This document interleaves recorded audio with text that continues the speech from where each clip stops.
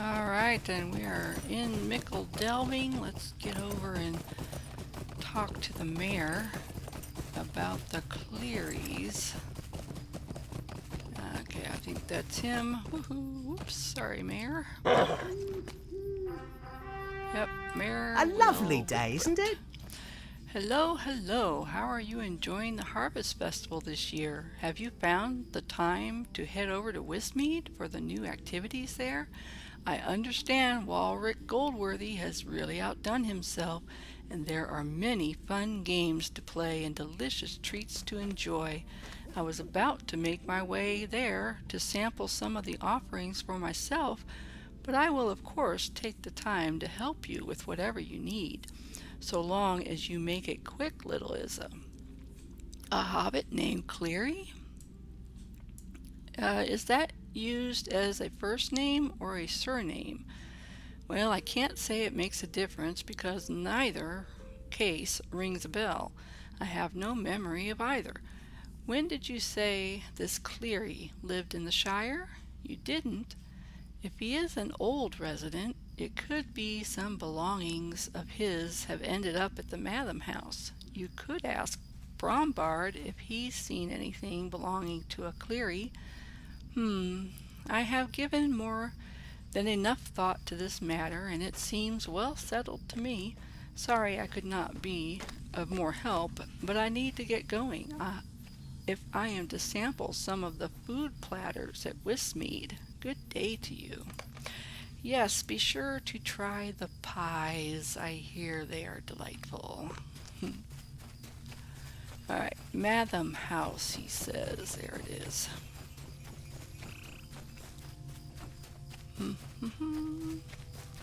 We'll just take a little shortcut. Up.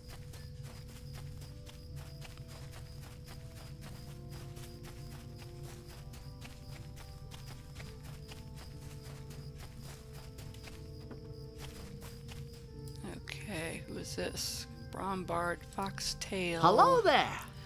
Cleary, eh? I don't think I know of any hobbits by that name in the Shire, although it does sound familiar for some reason. It strikes me as being a name from many years ago, perhaps when I became keeper of the Madam House as a young hobbit. But that was a long ago, and if I then saw Madams labeled with the name Cleary, they certainly have been long since distributed or buried beneath other more recent items. Cleary. No, I can't say I know of anyone with that name. Perhaps you could check with the postmaster. His occupation requires that he have a thorough knowledge of the hobbit names and addresses, and if anyone knows of a Cleary in the Shire, he is just the hobbit who will do so. Postmaster Proudfoot can be found outside the Quick Post, right near the town hall. Okie dokie. So let's go this way. Woohoo. Oh, whoop. Well, that might have been bad. There. Oh, hey, look who it is. Let's see. I first thought of this hiding place when I was working at the Bird and Baby. Yes, this is Odo, and he is part of the hide and seek crew. Another fun quest that you get to do when you first start a character, as all of my abbeys have. Let's go find the postmaster. Okay.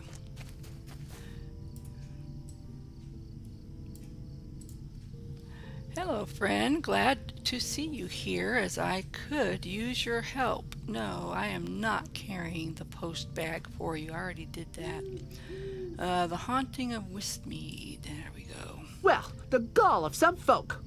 Yes. You are looking for a Cleary? Dare I hope that you seek word of one Halson Cleary?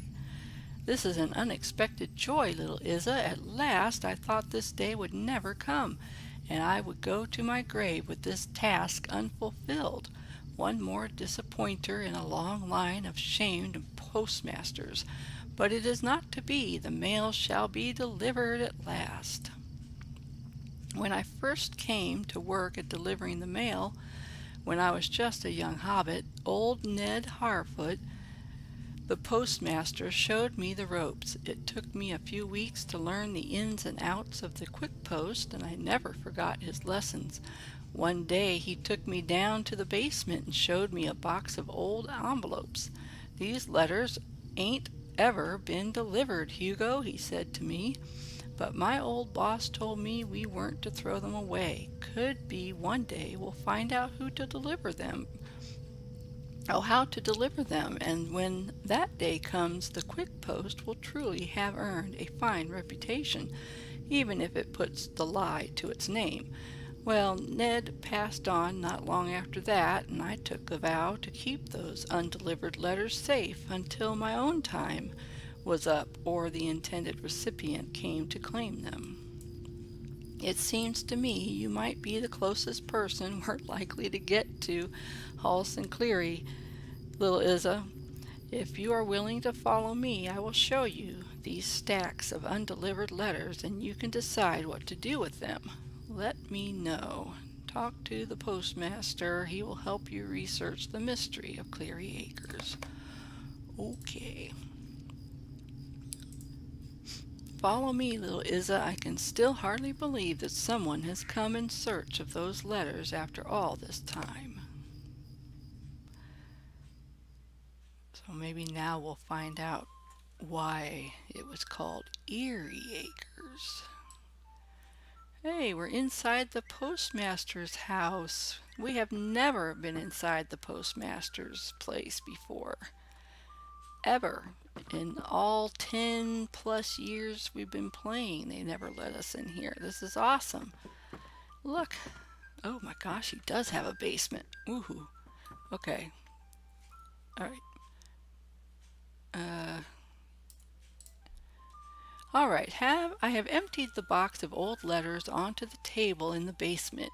You are welcome to look through them and see if there is anything important. Now remember, this is highly unusual. We at the Quick Post do not advocate looking through people's mail, but these letters are so old there should be no harm in it. Alright, so we have to go down into the basement. Woohoo! Look at all that stuff. Pretty boxes, chests, parcels, full of who knows. Apologies for the mess. We are more organized than we seem, I assure you. Oh.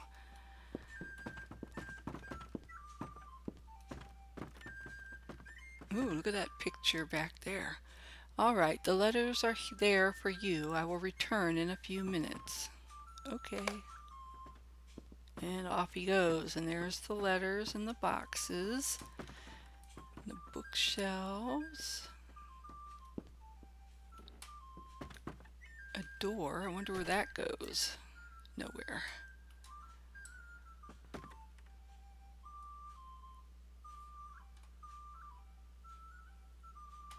I want to go see this picture. Oops.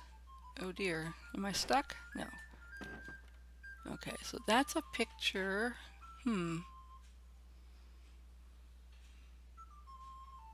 that looks familiar.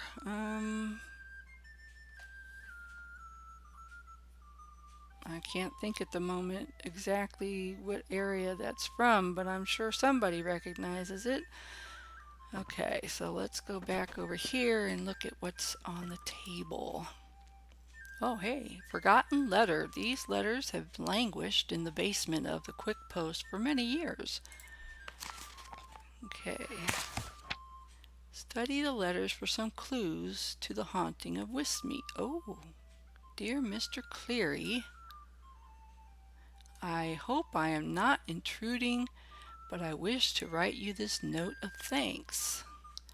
I had a delightful visit with you and am already looking forward to 2 hours of next week.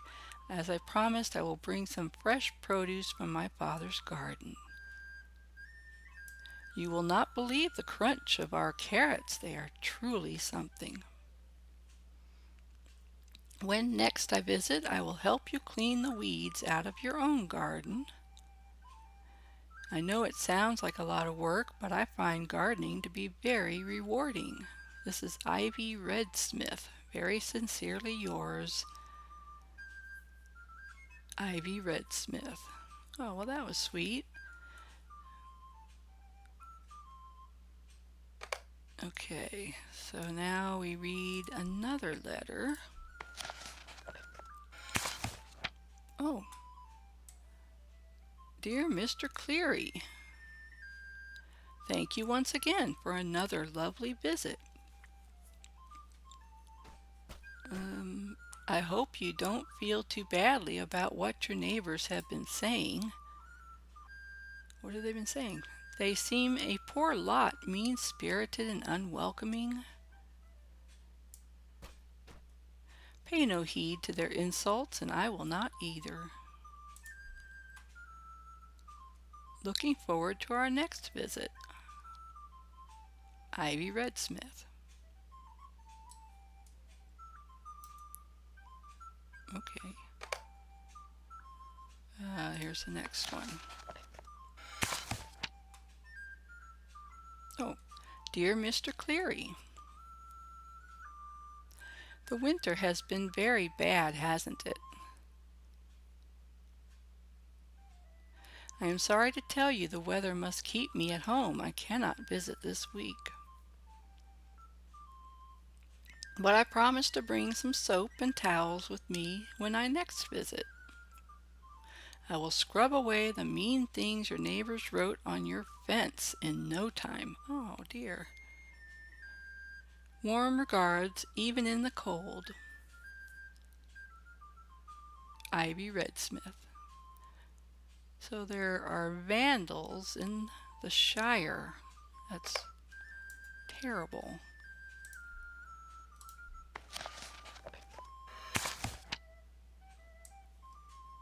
Dear Mr. Cleary, has it already been 2 months? I cannot believe it, but I know it is so.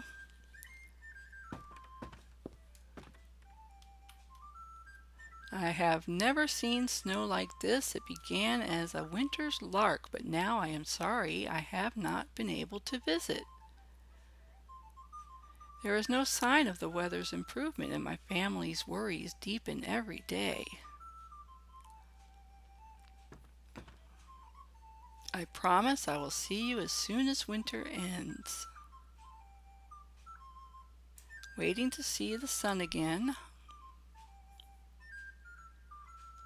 Ivy Redsmith.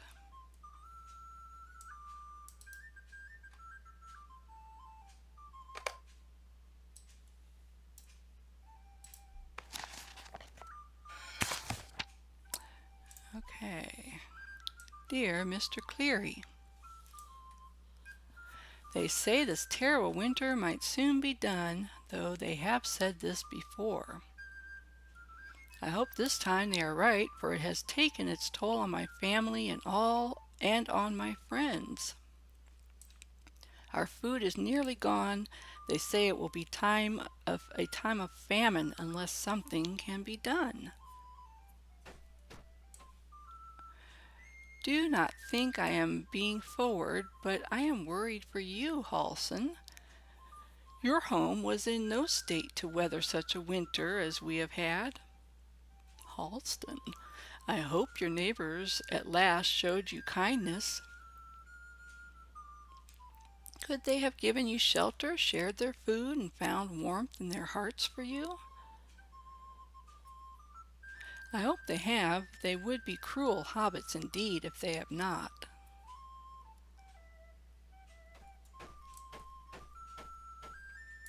Are my letters being delivered?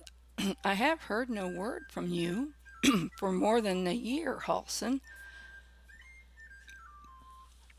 You could not possibly have stayed in your home this whole time.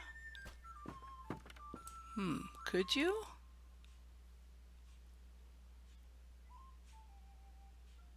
Worried, hungry, and afraid for you. Your dear friend, Ivy Redsmith. So now they're on first name basis. You fold up the last letter and return it to its envelope. So how did it go? What did you find out from those letters, little Izza? Did you learn anything of use?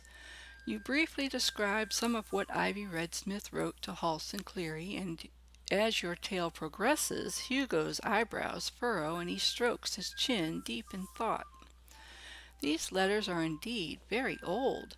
It seems to me that Ivy and Halson lived during the time of the Long Winter, which gripped the Shire more than 250 years ago.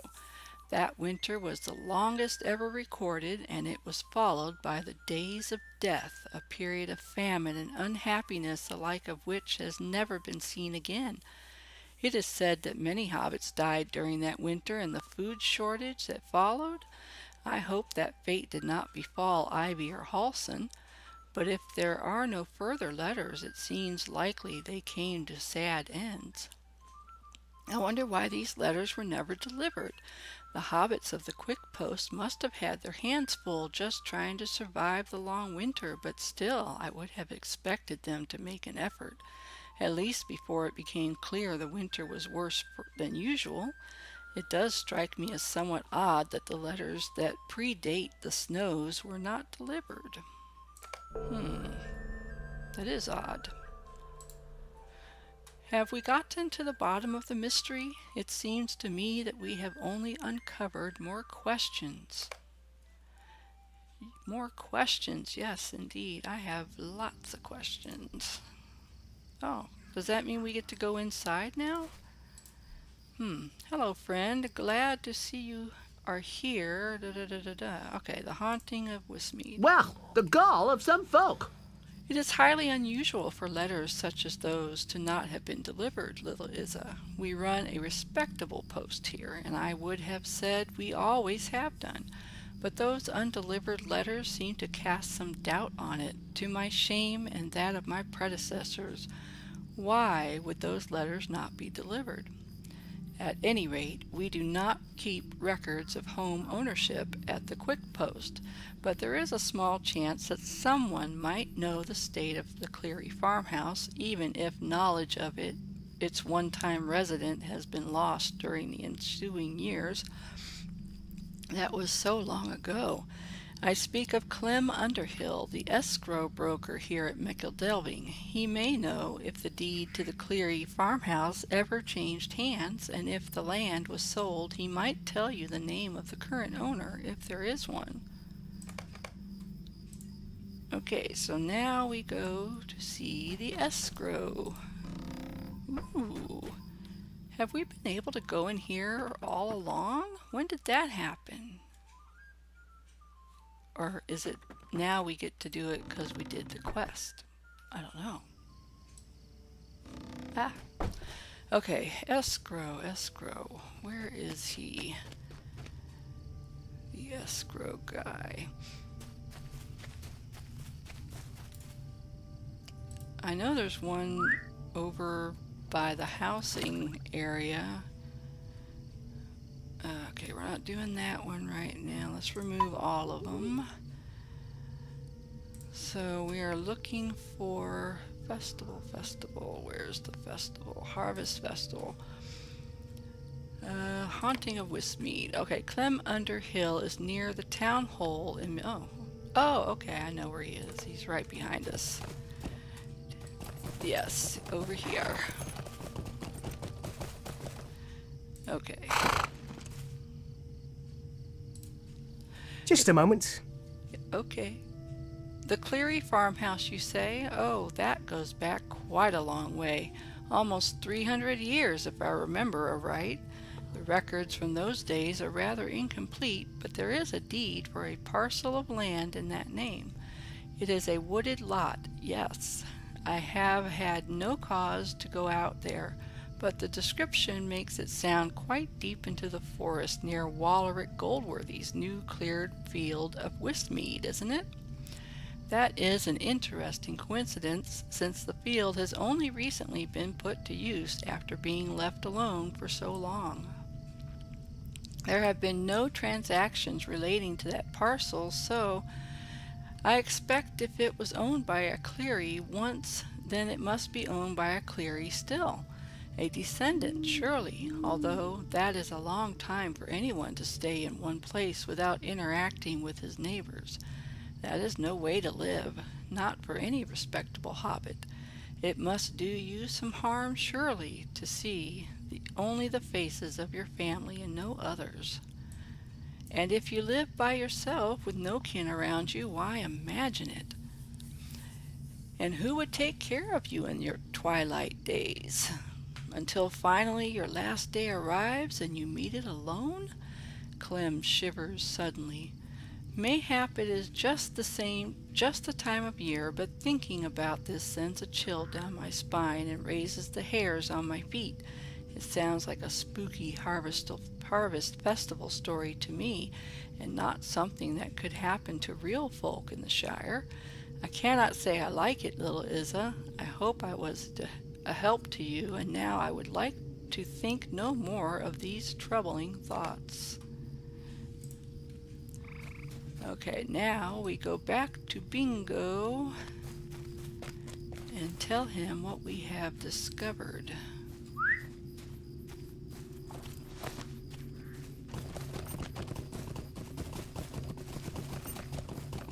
I love this garden.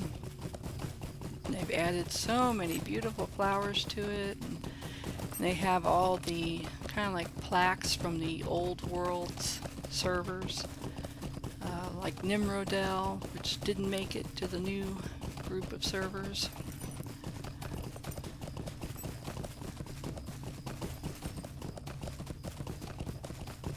Okay, so let's go find I found it interesting that there is no Wistmead pony over by the other stable masters. I don't know. There's not one. Woo, there's not one in Thorin's Hall. There's not one in Mickle Delving. And there's not one in Dualand or Celandim. So only here at the party tree, probably because it goes along with the quest.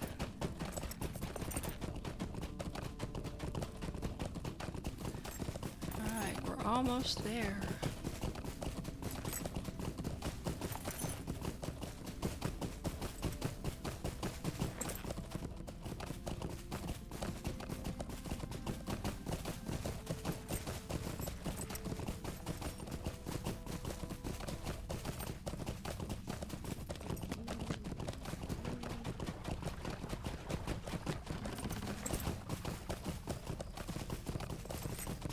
And look, there goes the fireworks. Yay! Oh, I'm caught on a lamp. I'm in a bush. Ah. Okay, the dragon should be showing up any minute now. Where is he?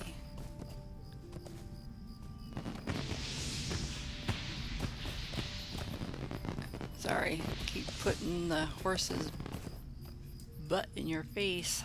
Let me get off my horse.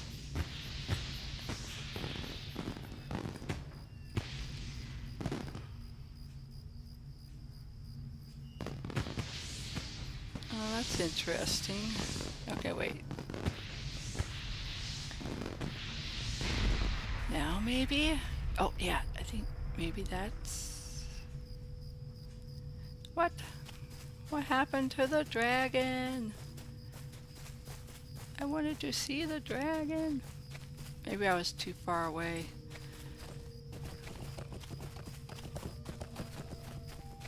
Alrighty, here is... No, no, no, don't be foolish. Everything needs to be perfect or Lobelia will throw a fit. Alright, let's go up here and tell Bingo what we have found out about poor Mr. Cleary.